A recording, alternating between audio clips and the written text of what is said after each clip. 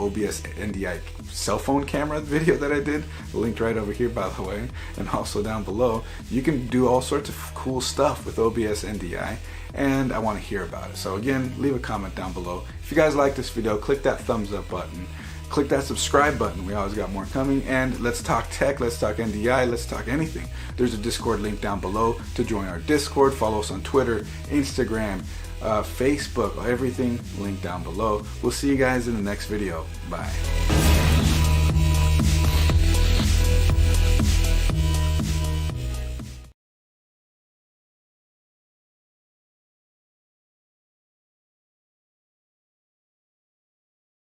OBS Studio is one of the most powerful streaming programs available, and there are a lot of features that content creators might not know about.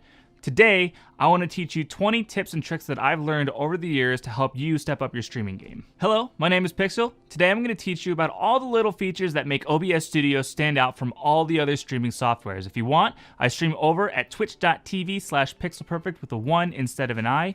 Now for today's demonstration, I am going to be using 26.0.2, so make sure you're updated to that version so you get all the features that I'm going to be explaining today. And with that, let's hop into it. Okay, so the first thing that I want to show you in OBS, and this is a fresh install on my computer. Just wanted to show you that. So everything you'll see here is set to default. I've only added a couple sources over here to make the explanation process a little easier. So with a fresh install on OBS, the first thing that it does is go to dark mode. But originally, OBS never supported dark mode. That was brought out in an earlier time, but you can actually select different theme colors. So if you don't like that, you can go to black and blue. You can do the regular grayscale dark mode. You can do Rachni, which is like a cool aqua blue.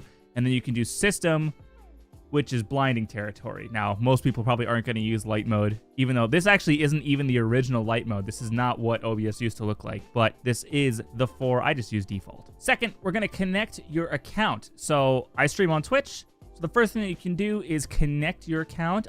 You can use a stream key if you don't prefer to connect your account, but there is a reason for direct Twitch integration. So click connect account and then just log in like normal.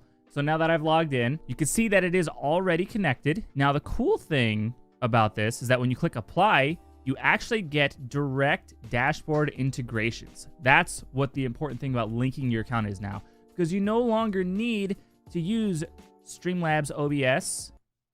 I'm looking at you. Don't use Streamlabs OBS because everything you need is right here. And the cool thing here is that you can actually go up to view, go up to docs, and then open your Twitch stats. So if you want to see, I've got 125 subs right now on Twitch, got 6,200 followers, and we got 43,000 views.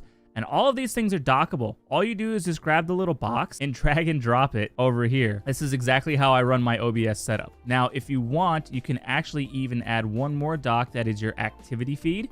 So if you want to see your follows, your gifted subs, your subs, bits, cheers, everything, it's all right here. So you can have all of these docked here if you want. You can have it so that everything you're monitoring, you don't need to have your actual Twitch dashboard open. It's all readily accessible for you right here in OBS now. And speaking of dockable things, number 3 is actually going to be your stats box. Now, I have talked about this in other videos, but the reason it's good to have a stats box is because this tells you exactly what's going on in your system. It's like that paperclip dude from Microsoft Word, if anybody remembers him. It's more like just your buddy that sits down there. I always have this docked right down here. So basically what this tells you is that your rendering frames, your lag, your encoding lag, and then it also monitors your network so that if your internet's dropping, it tells you that right here. You don't need to look at this very often, but everything is right here if you need to know what is going on. Number 4 is a fun one because it's about custom streaming resolutions. So you can go into your settings, and in your video output tab, you actually are not limited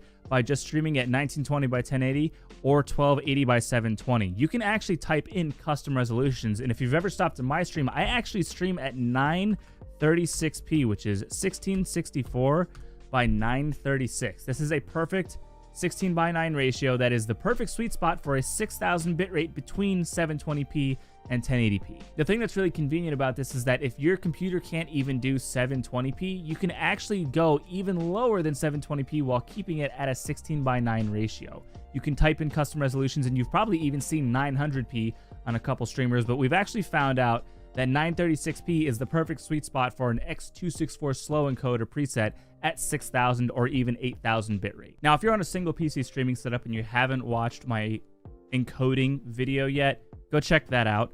But I talked about this briefly, how you can save power. You can actually disable your preview right here just by right-clicking on it and then the enable preview and turn that off. That will save a lot of encoding and rendering if you have a weaker streaming PC. Very helpful. You just won't be able to see everything that's going on. What's also convenient is that you can also change the preview scaling. Like right now it's set to scale to window. So basically if I drag this around, it will constantly change. However, if you change it over to canvas, it'll actually zoom into what your base resolution is, or you can also set it to your output, whatever you're actually streaming at. Now, I leave it scale to window because sometimes I need to adjust things on the fly, and this is more convenient rather than trying to slide things around. Now, the sixth one is called scene projection, so I'm going to turn on one of the sources that I added in here. It's a selfie from a couple years ago when I still had short hair, and what you can actually do if you have a multi-monitor setup or even a single monitor setup, this is a really nice way to look at your scene. So what you do is you click on the scene you're currently on, you right-click it, and then you go to full screen projector, and you click it, and now you're actually seeing this scene in full screen. So now if I need to like look at something, I'm really nitpicky with the way that I set my scenes up. So I like to make sure that everything is lined up just so. Everything is nice and tight within its borders. Like right now, this face cam is all perfectly within inside its own edges. And I like to make sure that I do that by using the full screen projector. Now, one of the ways that I actually make everything look so clean and get it all lined up perfectly is called source snapping. So source alignment snapping, it's right in the general settings here. Make sure that's enabled and make sure that, because it's default, that's not going to be turned on. Make sure you turn that on. All three of these boxes are checked. I like my snap sensitivity set to 10. So when you click on this, sorry, it's locked. Let's say it's smaller, right? This is my face cam. Now, when I move it, you can see it's actually snapping to the edge. See, it's kind of like pulling it in right there. And right there's the center. Right there's the center. And that's dead center of there. And what this also allows you to do is if you have a face cam overlay, it'll actually allow you to snap it right to the face cam as well. Other sources that are enabled, so long as you have all three boxes turned on. The eighth thing is actually being able to custom crop and reshape things and distort them. So if you hold the Alt key and then grab one of these little squares right here, what you're actually going to do is start cropping. So you see how it's not moving, but it's actually just taking it away. And the little green highlight right here, that lets you know that this side is cropped. And you can do that with any of these. And you can just do it right on the fly. And this will make it so if you don't have like a perfect 16:9 face cam, you can actually crop it. That's how I have this camera set up. So if this box is actually a 16:9 turned on.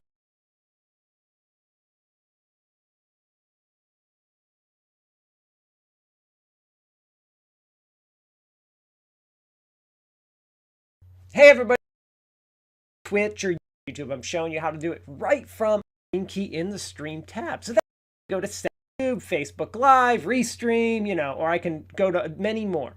But whatever I want to do, connect account, it's going to kind of the process of my actual